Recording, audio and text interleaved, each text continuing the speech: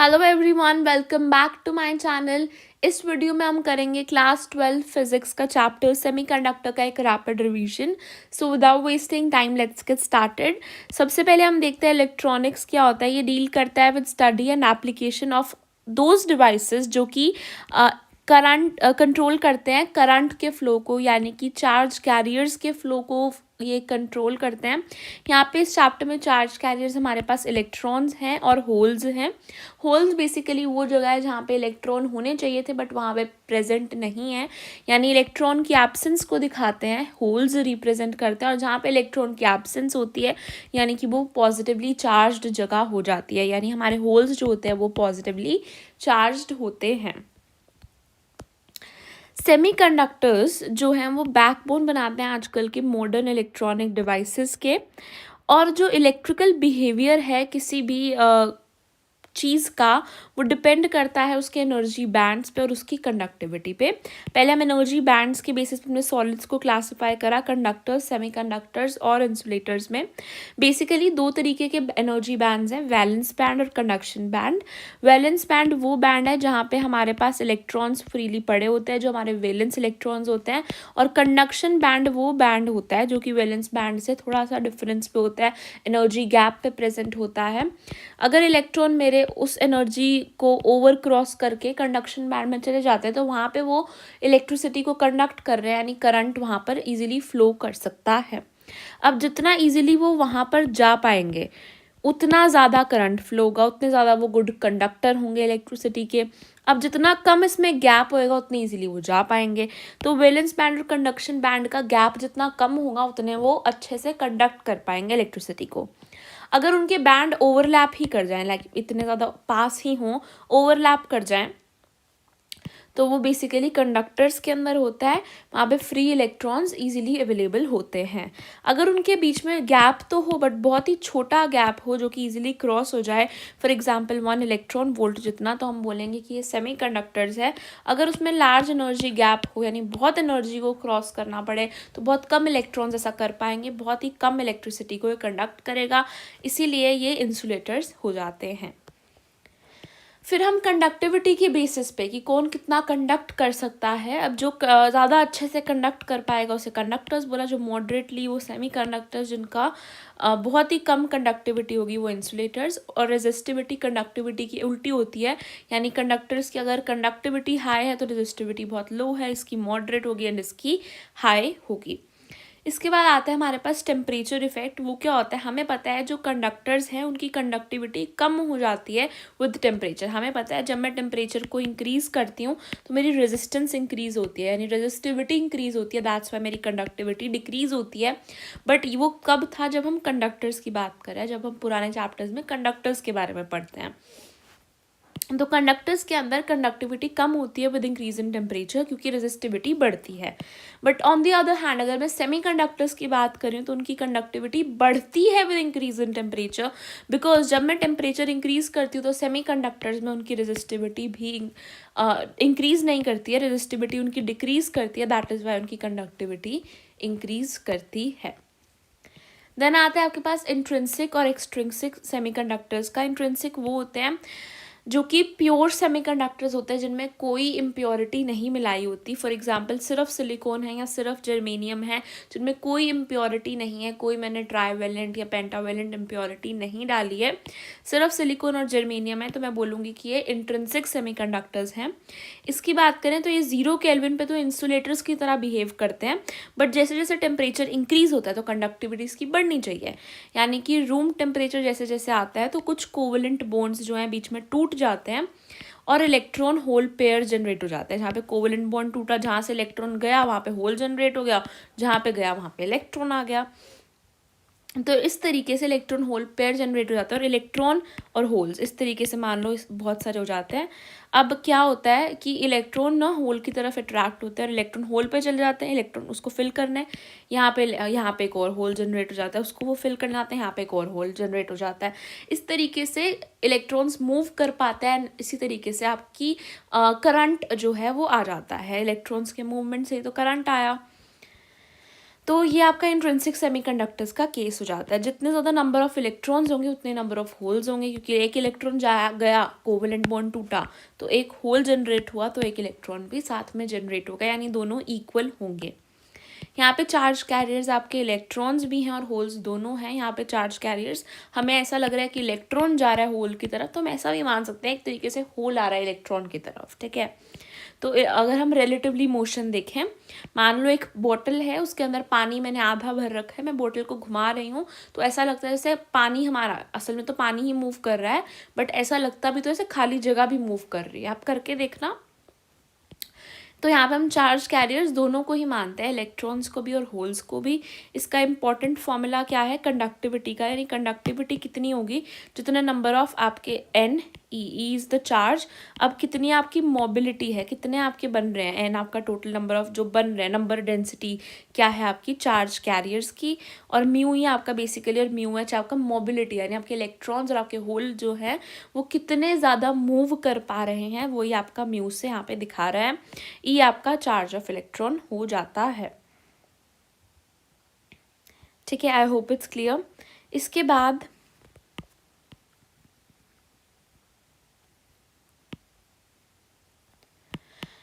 बाद हमारे पास क्या है, एक्सट्रिंसिक सेमीकंडक्टर्स के बारे में हम देखते हैं। एक्सट्रिंसिक सेमीकंडक्टर्स वो सेमीकंडक्टर्स है जिनके अंदर मैंने जिनको मैंने डॉप कर दिया है with small amount of impurity, ताकि उनकी कंडक्टिविटी बढ़ जाए। हम कंडक्टिविटी बढ़ाना चाहते थे, इस वजह से हमने थोड़ी सी इम्प्योरिटी को ऐड कर दिया।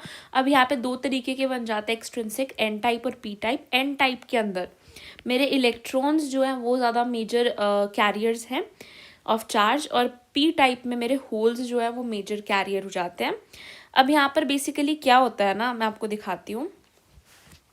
एन टाइप में मैंने ऐसी चीज़ों से उसे डॉप कर दिया जहाँ पे पेंटावेलेंट इम्प्योरिटी डाल दी, यानी ग्रुप 15 की, जैसे कि फोस्फोरस, आर्सेनिक और एंटीमनी। यहाँ पर क्या होगा, अब इनके पास एक्स्ट्रा यानी एक्स्ट्रा इलेक्ट्रॉन्स प्रेजेंट है क्योंकि पेंटावेलेंट है ना। तो जैसे सिलिकॉन के साथ मैंने इसको डाल दिया, तो सिलिकॉन के पास 4 थे, इसके पास 5 है, तो 4 तो इसका बॉन्ड बनाएंगे, एक एक्स्ट्रा आ जाएगा। अब वो एक इलेक्ट्रॉन ऐसे ऐसे करके काफ़ी सारे इलेक्ट्रॉन्स जो हैं, जो normally electron hole pair generate हुए वो तो हुए, वो इक्वल थे। मान लो 10 इलेक्ट्रॉन 10 होल पेयर जनरेट हुए, वो तो हुए ही हुए, बट एक्स्ट्रा इलेक्ट्रॉन्स भी आ गए हमारे पास 100। तो अब हम देखेंगे 110 मेरे पास इलेक्ट्रॉन्स है जो कि कंडक्शन करा रहे हैं, और 10 मेरे पास होल पेयर्स हैं जो कि कंडक्शन करवा रहे हैं। इस वजह से क्या होता है, एक्स्ट्रा इलेक्ट्रॉन्स जो हैं वो फ्री हो जाते हैं। मेजॉरिटी कैरियर्स यहाँ पे इलेक्ट्रॉन्स हैं, माइनॉरिटी होल्स हैं। अगर ये 110 हैं तो ये 10 हैं। डोनर एटम्स जो हैं वो डोनेट कर देते हैं इलेक्ट्रॉन्स। डोनर एटम्स यहाँ पे हम पेंटावेलेंट इम्प्योरिटी को ही बोल रहे हैं जिन्होंने इलेक्ट्रॉन्स को डोनेट कर दिया। इस वजह से अब जो कंडक्शन है यहाँ पे ज़्यादा हो जाती है। अगर यहाँ पे मैं बात करती हूँ तो यहाँ पे इस तरीके का फॉर्मूला आता है कि जितने भी मेरे पास नंबर डेंसिटी ऑफ इलेक्ट्रॉन्स है into number density of holes है, that is equal to number density जो मेरी इंट्रिंसिक के अंदर आ रही थी। इंट्रिंसिक में जो इलेक्ट्रॉन्स की थी वही होल्स की थी, तो एक ही मान लेते हैं हम उसका स्क्वायर। यानी कि अगर वहाँ पे इंट्रिंसिक में मेरे पास 10 इंटू 10 आ रही थी, तो यहाँ पर भी जो मेरी आएगी that is going to be equal to 100 ही आएगा, चाहे कुछ भी हो जाए। N e into n h, वो अलग बात है। अगर एन टाइप है तो एन ई बहुत ज़्यादा होगा और एन एच बहुत कम होगा, और अगर मेरा पी टाइप है तो मेरा एन एच बहुत ज़्यादा होगा और एन ई बहुत कम होगा। ठीक है, अब पी टाइप में भी आपको ऑलरेडी पता चली गया होगा। यहाँ पे हमने ट्राइवेलेंट यानी जहाँ पे 3 होता है, तो इसके अंदर बेसिकली 4 आपके थे मेनली सिलिकॉन के पास। अब जब मैंने एल्युमिनियम, बोरोन, गैलियम ऐसे एटम्स के साथ इनको कंबाइन, ऐसी इम्प्योरिटीज़ डाल दी जब मैंने ऐसी डॉप्ड विद ट्राइवेलेंट, तो 3 ही बॉन्ड बने। इसका जो एक यहाँ पे जो बेसिकली यहाँ पे इलेक्ट्रॉन था, ये डोनेट नहीं करता इलेक्ट्रॉन, बट बेसिकली यहाँ पे एक होल पेयर जनरेट, यहाँ पे एक होल जनरेट हो जाता है एल्युमिनियम के पास, क्योंकि एक इलेक्ट्रॉन कम होता है। इससे क्या होता है, डेफिशिएंसी क्रिएट हो जाती है इलेक्ट्रॉन्स की, जिसे हम होल्स कहते हैं। यहाँ पे मेजॉरिटी कैरियर्स होल्स हैं, माइनॉरिटी कैरियर्स आपके इलेक्ट्रॉन्स हैं, और एक्सेप्टर एटम्स जो हैं वो एक्सेप्ट कर लेते हैं इलेक्ट्रॉन्स को।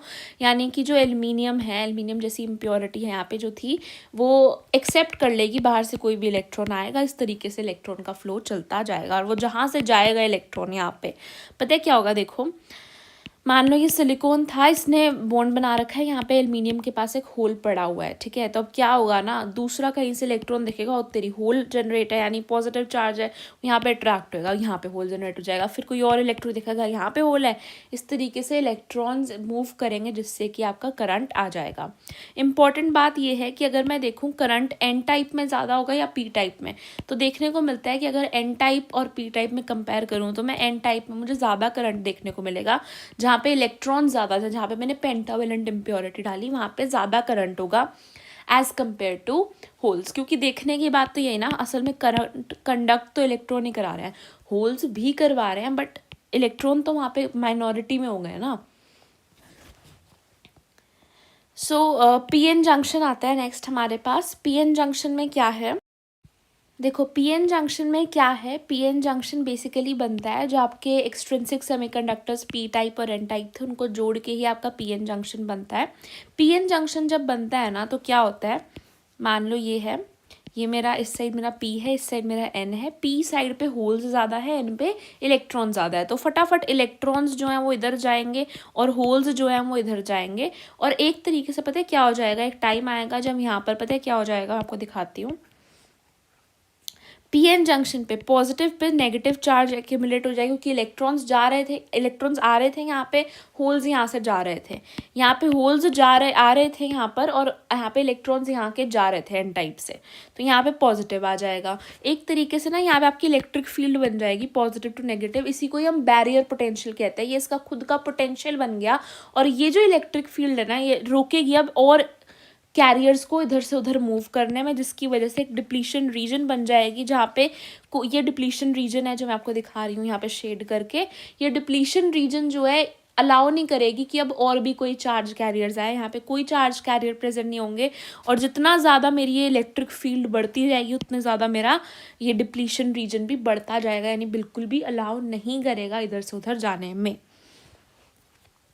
Electron diffuse from n to p, holes diffuse from p to n, ठीक है। रिकॉम्बिनेशन होगी नियर द जंक्शन और डिप्लीशन रीजन बन जाएगा, जहाँ पे कोई फ्री चार्ज कैरियर्स अलाउड नहीं होगा। एक बिल्ट इन पोटेंशियल बन जाएगी, उसकी खुद की पोटेंशियल बन जाएगी। वो क्यों बनेगी, क्योंकि इलेक्ट्रिक फील्ड बन जाएगा डिप्लीशन रीजन के अक्रॉस पॉजिटिव नेगेटिव को अलग होने की वजह से, जिससे फर्दर डिफ्यूजन को ये प्रिवेंट करेगा। आपका सेमीकंडक्टर डायोड क्या होता है, ये एक 2 टर्मिनल डिवाइस होता है जो कि पीएन जंक्शन से ही बनता है। यहाँ पर बेसिकली पीएन जंक्शन को हम ज्वाइन कर देते हैं अक्रॉस पॉजिटिव और नेगेटिव वोल्टेज पे, है ना, बैटरी से हम ज्वाइन कर देते हैं। इससे क्या होता है, करंट को सिर्फ एक ही डायरेक्शन के अंदर अलाउ करता है ये जाने को। अगर हम नॉर्मली बात कर रहे थे, अभी मैंने एक्सट्रिंसिक सेमीकंडक्टर बनाया, उसमें तो करंट किसी भी डायरेक्शन में जा सकता है। यहाँ पे हम इसको इस तरीके से ज्वाइन कर देते हैं कि हमारा करंट एक डायरेक्शन में जाए, जिस वजह से हमें मैक्सिमम आउटपुट भी मिल सके। अब यहाँ पर ना हम फॉरवर्ड और रिवर्स दो तरीके से कर सकते हैं। मान लो मैंने फॉरवर्ड बायस करा है। फॉरवर्ड बायस का मतलब जब मैंने पीएन जंक्शन में पी टाइप को जब मैंने पॉजिटिव से ज्वाइन कर दिया और एन टाइप को मैंने नेगेटिव से, तो मैं बोलूँगी मैंने इसे फॉरवर्ड बायस किया। अब अगर मैंने इसे नेगेटिव से कर दिया और इसे पॉजिटिव से कर दिया तो मैं बोलूँगी मैंने रिवर्स बायस कर दिया। PN junction diode under forward bias, इसमें क्या होगा, पी को पॉजिटिव से एन को नेगेटिव से कर दिया। अब क्या होगा, देखो पी और एन था, यहाँ पे आपकी डिप्लीशन रीजन थी, है ना। अब क्या होगा मैं आपको बताती हूँ। पी पे आपका नेगेटिव साइड थी यहाँ पर, और एन पे आपकी पॉजिटिव साइड थी, ठीक है। अब आपने इसको ज्वाइन कर दिया पॉजिटिव से, इसको ज्वाइन कर दिया आपने नेगेटिव से, है ना। अब ये जो नेगेटिव है ना, ये पॉजिटिव से ही इधर बैलेंस हो जाएगा। अब इसको ना एक तरीके से स्टेबिलिटी मिल जाएगी। अब ये चाहता ही नहीं है उधर से उधर जाना, ठीक है। और ये जो पॉजिटिव है ना, ये इससे बैलेंस हो जाएगा। इस वजह से आपकी जो इलेक्ट्रिक फील्ड बन रही थी ना यहाँ पे, वो वीक हो जाएगी, काफ़ी वीक हो जाएगी। तो फिर आपका डिप्लीशन रीजन भी कम हो जाएगा, आपका बैरियर पोटेंशियल भी कम हो जाएगा। बैरियर पोटेंशियल का बिल्ट इन जो पोटेंशियल था वो भी कम हो जाएगा। और डिप्लीशन रीजन मान लो पहले इतनी थी तो अब इतनी सी रह जाएगी, वो और थिन हो जाएगी। देखो यहाँ पे क्या लिखा है, डिप्लीशन रीजन की विड्थ भी कम हो जाएगी, बैरियर पोटेंशियल भी कम हो जाएगा। क्यों, क्योंकि इलेक्ट्रिक फील्ड ही कम हो रही है। क्यों, क्योंकि पॉजिटिव और नेगेटिव चार्ज जो थे वो नीचे वोल्टेज सेट अटैच हो गए पॉजिटिव और नेगेटिव पे, ऑपोजिट पे अटैच हुए ना। पी साइड जब मैंने पॉजिटिव पे अटैच की, पी साइड पे नेगेटिव चार्ज था, एन साइड जिस पे पॉजिटिव चार्ज था उसको मैंने नेगेटिव से अटैच कर दी। इससे क्या होगा, करंट जो होगा ना वो एकदम से इंक्रीज करेगा रैपिडली आफ्टर थ्रेशोल्ड वोल्टेज। जैसे ही एक थ्रेशोल्ड वोल्टेज यानी कि जो मेरी बिल्ट इन पोटेंशियल थी, जो इलेक्ट्रिक फील्ड ने पोटेंशियल बिल्ट करा था, मान लो वो 2 वोल्ट था, ठीक है, तो मेरे यहाँ पे 2 वोल्ट थ्रेशोल्ड हो गया। एग्जाम्पल है बिल्कुल 2 वोल्ट। जैसे ही मैं मेरी इस बैटरी को 2 वोल्ट पे ले जाऊंगी, वैसे ही एकदम से करंट इंक्रीज होगा, क्योंकि वो इसको बिल्कुल छोटा सा कर देगा और यहाँ पे बैलेंस हो जाएगा और एक तरीके से करंट इलेक्ट्रॉन से मूव करेगा, ठीक है। तो थ्रेशोल्ड वोल्टेज सबकी अलग अलग है, जैसे सिलिकॉन की 0.7 वोल्ट होती है, जर्मेनियम की 0.3 वोल्ट होती है। अब यहाँ पे अगर मैं रिवर्स बायस की बात करूँ तो इसमें मैं पी साइड को नेगेटिव से अटैच कर रही हूँ और एन को पॉजिटिव से अटैच कर रही हूँ। पी साइड पे मेरा नेगेटिव चार्ज था, जिसको मैंने नेगेटिव से ही अटैच कर दिया, और एन साइड पे मेरा पॉजिटिव चार्ज था, जिसको मैंने पॉजिटिव से ही अटैच कर दिया। इस केस में क्या होगा, इस केस के अंदर आपका नेगेटिव इधर नेगेटिव पे तो नहीं जाना चाहता, अब वो और कोशिश करेगा इधर जाने की। आपका जो ये इलेक्ट्रिक फील्ड है वो और इंक्रीज करेगी, आपका बैरियर पोटेंशियल और ज़्यादा बढ़ जाएगा और आपका जो डिप्लीशन रीजन है वो बहुत ज़्यादा बढ़ जाएगा, जिससे क्या होगा, बहुत ही कम करंट जो होगा वो फ्लो कर पाएगा। इसीलिए इसी को हम रिवर्स सैचुरेशन करंट कहते हैं। यहाँ पर हमारे पास ये ग्राफ आता है, ये है आपका आई और ये है आपका वी, है ना। यहाँ पे पहले ये फॉरवर्ड बायस का है एंड ये आपका एक तरीके से रिवर्स बायस का है। रिवर्स बायस बहुत कम होता है, इसलिए रिवर्स बायस में मैं माइक्रो एम्पियर दिखाया है, यहाँ पे मिली एम्पियर, इसलिए फॉरवर्ड बायस में आपका करंट ज़्यादा है, रिवर्स में कम है। तो बेसिकली यहाँ पे क्या हुआ, 0 था, जैसे थ्रेशोल्ड आया यहाँ पे आपका फॉरवर्ड बायस हो गया।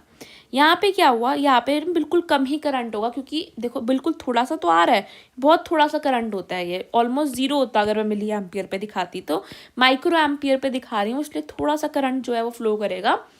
वो यहाँ पे एकदम से सैचुरेशन करंट पता है कब आएगा, जब जीनर ब्रेकडाउन हो जाएगा, यानी कि जब आपका ये ब्रेकडाउन ही हो जाएगा, टूट ही जाएगा, कोई वोल्टेज नहीं लगेगी, जब ये ब्रेकडाउन हो जाएगा तो आपका, उसे हम जीनर ब्रेकडाउन कहते हैं, जो हम आगे पढ़ेंगे। जीनर ब्रेकडाउन पे आपका बिल्कुल टूट जाएगा, आपके एकदम से सारा करंट फ्लो करेगा, ठीक है। यहाँ पे ये थ्रेशोल्ड को क्रॉस करके कर रहा था सैचुरेशन करंट, यहाँ पे टूटने के बाद ये करता है। तो फॉरवर्ड बायस आपका अच्छा है, रिवर्स बायस खराब है। बैरियर पोटेंशियल लगभग आपका 0.1 से 0.3 वोल्ट हो जाता है। अब डायोड को हम रेक्टिफायर की तरह, जो अभी हमने डायोड पढ़ा सेमीकंडक्टर डायोड, इसको हम रेक्टिफायर की तरह यूज़ करते हैं। कैसे करते हैं मैं आपको बताती हूँ। जैसे रेक्टिफायर होता है, रेक्टिफिकेशन क्या होता है, जब हम ऑल्टरनेटिंग करंट को डीसी में कन्वर्ट करते हैं। हमने ऑल्टरनेटिंग करंट में पढ़ा ना, एसी को हम डीसी में जब कन्वर्ट करना चाहते हैं, एसी जो होता है जो मल्टीपल डायरेक्शंस में जा रहा होता है, यानी इस तरीके से, और डीसी जो आता है आपका वो कॉन्स्टेंट होता है, एक डायरेक्शन के अंदर होता है। तो जब मुझे एसी को डीसी में कन्वर्ट करना है तो मैं इसको यूज़ करती हूँ। कैसे, हाफ वेव रेक्टिफायर और फुल वेव रेक्टिफायर होता है। हाफ वेव रेक्टिफायर में मैं एक ही डायोड को यूज़ करती हूँ। उसमें मैं पता है क्या करती हूँ, वो क्या करता है, सिर्फ 1/2 साइकिल, जब मान लो ये मेरा एसी है, ठीक है, जब मेरा ये पॉजिटिव है, ये नेगेटिव है, पॉजिटिव है, नेगेटिव है, पॉजिटिव है, जब मेरा ये पॉजिटिव वाला चल रहा था ना साइकिल, तब तो मेरा जो डायोड था वो फॉरवर्ड बायस हो गया, यानी वो करंट को कंडक्ट करेगा। जैसे ही नेगेटिव हो जाता है, क्योंकि ऑपोजिट डायरेक्शन आ जाती है, जैसी डायरेक्शन चेंज हुई उसकी भी डायरेक्शन चेंज हो गई, पॉजिटिव नेगेटिव जो था वो चेंज हो गया इस तरीके से। और आपका जो पॉजिटिव नेगेटिव जैसे ही चेंज होता है, आपको पता है क्या हो जाता है, रिवर्स बायस्ड हो जाता है डायोड। रिवर्स बायस हो गया तो आपका कोई करंट कंडक्ट नहीं करेगा। इस तरीके से आपकी डीसी आउटपुट पता है कैसी आ जाएगी, इस तरीके से आ जाएगी डीसी आउटपुट, यानी बीच की जो नेगेटिव साइकिल है वो गायब हो जाएगी, आपका एसी डीसी में कन्वर्ट हो जाएगा। सिर्फ एक पॉजिटिव वाला आपका फॉरवर्ड बायस हो जाएगा, क्योंकि जैसे ही नेगेटिव डायरेक्शन चेंज होएगी उसकी, वो भी उल्टा हो जाएगा, यानी रिवर्स बायस्ड, कोई करंट नहीं कंडक्ट करेगा। यहाँ पे जो फ्रीक्वेंसी रहेगी वो सेम रहेगी आपकी, एसी से डीसी में जा रही हूँ, फ्रीक्वेंसी मेरी बिल्कुल सेम रहेगी, बट बेसिकली हुआ क्या, आपकी एक ही डायरेक्शन को इसने कंडक्ट किया, दूसरी को किया ही नहीं कंडक्ट, तो आपका इस तरीके से आ जाता है। पर इसकी लिमिटेशन क्या है, इसकी एफिशिएंसी बहुत कम है, बहुत ही पुअर आउटपुट है, आधा तो गायब ही हो गई ना अपनी आउटपुट, आधी आउटपुट, कितना लॉस हुआ, आधा आउटपुट ही कम हो गया। लार्ज रिपल कंटेंट भी बहुत ज़्यादा है यहाँ पे। अगर मैं बात करती हूँ फुल वेव रेक्टिफायर की, तो इसमें क्या होता है, इसमें हम 2 डायोड्स का यूज़ करते हैं। इसकी ज़्यादा डिटेल नहीं है हमारे पास। 2 डायोड्स को हम यूज़ करते हैं, एक सेंटर टैप्ड ट्रांसफॉर्मर को यूज़ करते हैं, या फिर हम 4 डायोड्स का एक ब्रिज वाला भी, 2 तरीके के होते हैं, 4 डायोड्स का ब्रिज वाला भी यूज़ कर सकते हैं। इसमें क्या होता है, दोनों बोथ हाफ साइकिल्स को हम यूटिलाइज़ करते हैं। एक को तो ऐसे ही रखते हैं, दूसरे वाले की हम डायरेक्शन चेंज करके ऐसे कर देते हैं। तो इसमें आपकी कुछ डीसी आउटपुट इस तरीके से आती है। अगर आपकी एसी आउटपुट मान लो ये थी ना, तो आपकी डीसी आउटपुट यहाँ पर कुछ इस तरीके से आती है ना फुल वेव रेक्टिफायर। अगर हाफ वेव रेक्टिफायर होता है तो उसमें अगर ऐसी थी तो आपकी डीसी करंट जो होता है वो कुछ इस तरीके से आता है। I hope it's clear. और यहाँ पर आपकी फ्रीक्वेंसी डबल हो जाती है। ऑब्वियसली जब आपने दोनों साइकिल्स को यूज़ कर लिया, यहाँ पे आपकी फ्रीक्वेंसी डबल हो जाती है। यहाँ पे आपकी फ्रीक्वेंसी जो थी वो सेम थी हाफ वेव में, फुल में आपकी फ्रीक्वेंसी डबल हो गई। एसी में अगर 50 हर्ट्ज फ्रीक्वेंसी थी तो फुल वेव रेक्टिफायर को यूज़ करके जो डीसी बना उसकी फ्रीक्वेंसी आपकी 100 हर्ट्ज हो जाएगी। इसके एडवांटेजेस की बात करूँ तो इसकी बहुत ही हायर एफिशिएंसी है और बहुत ही कम रिपल है और बहुत अच्छी डीसी आउटपुट आती है। क्योंकि डीसी आउटपुट अच्छी क्यों है, क्योंकि हमने दोनों साइकिल्स को यूज़ किया, एक को गायब नहीं किया। एक को गायब कर देते तो हमारी आउटपुट बहुत पुअर थी। अब यहाँ पे आपकी जो डीसी आउटपुट है वो काफ़ी अच्छी है, बट स्टिल पल्सेटिंग तो है, उसको भी हम ठीक कर देते हैं। पल्सेटिंग यानी कि स्टिल हमारी ऐसे ऐसे आ रही है ना, एक कांस्टेंट तो नहीं आ रही अभी भी, पल्सेटिंग तो है, क्योंकि उसको हम बाद में करेक्ट कर सकते हैं कैपेसिटर्स की मदद से। कैपेसिटर्स जो हैं उस पल्सेटिंग डीसी को स्मूथ डीसी में कन्वर्ट कर देते हैं। इसके बाद यहाँ पे कुछ इंपॉर्टेंट पॉइंट्स देखो। Conductivity of semiconductors increases with temperature, यानी सेमीकंडक्टर्स की जो कंडक्टिविटी है वो टेम्परेचर के साथ बढ़ती है, जब हमने टेम्परेचर इफेक्ट पढ़ा था। मेजॉरिटी एंड माइनॉरिटी कैरियर्स वाला कॉन्सेप्ट भी काफ़ी इंपॉर्टेंट था। डिप्लीशन रीजन के पास जो है वो कोई फ्री चार्ज कैरियर्स नहीं होते हैं। मेजॉरिटी माइनॉरिटी में क्या था कि एन टाइप में इलेक्ट्रॉन्स या पी टाइप में होल्स हैं। फॉरवर्ड बायस में बहुत ही कम रेजिस्टेंस थी और रिवर्स बायस में आपकी हाई रेजिस्टेंस थी। ठीक है, फॉरवर्ड में आपका करंट कंडक्ट हो रहा था, यहाँ पे आपका करंट कंडक्ट नहीं हो रहा था। सिलिकॉन जो है आपका वो प्रेफर करते हैं हम जर्मेनियम के ऊपर, क्योंकि उसका लोअर लीकेज करंट होता है। हम सिलिकॉन को क्यों प्रेफर करते हैं, क्योंकि उसका लीकेज करंट बहुत ही कम होता है। I hope it's clear. ठीक है, उसके हमने एक पॉइंट था यहाँ पर ये वाला, ये बहुत इंपॉर्टेंट है, यहाँ पे ध्यान से देखो। अ diode conducts in forward bias, एक डायोड जो है वो कंडक्ट करता है फॉरवर्ड बायस में और ब्लॉक करता है रिवर्स बायस में, बिकॉज फॉरवर्ड बायस जो है वो पोटेंशियल बैरियर को कम कर देता है और रिवर्स बायस जो है वो पोटेंशियल बैरियर को बढ़ा देता है ना। ये बात हमें समझ में आती है बिल्कुल अच्छे से, बहुत इंपॉर्टेंट थी, ये समझ में आता है, इसका मतलब आपको बहुत कुछ समझ में आ गया। ठीक है, बस अब इतना तो आपका था बोर्ड्स के लिए। नीट के लिए जो भी एक्स्ट्रा टॉपिक्स है, लॉजिक गेट्स है, एलईडी है, solar cell, there are some few topics जो नीट के लिए एक्स्ट्रा हैं, उसके लिए एक सेपरेट वीडियो मैं बनाऊंगी just for the NEET extra topics. अगर आप बोर्ड्स की तैयारी कर रहे हो तो दैट्स इट, अगर नीट के लिए कर रहे हो तो वो वाली वीडियो भी आपको देखनी पड़ेगी। That's it, thank you for watching.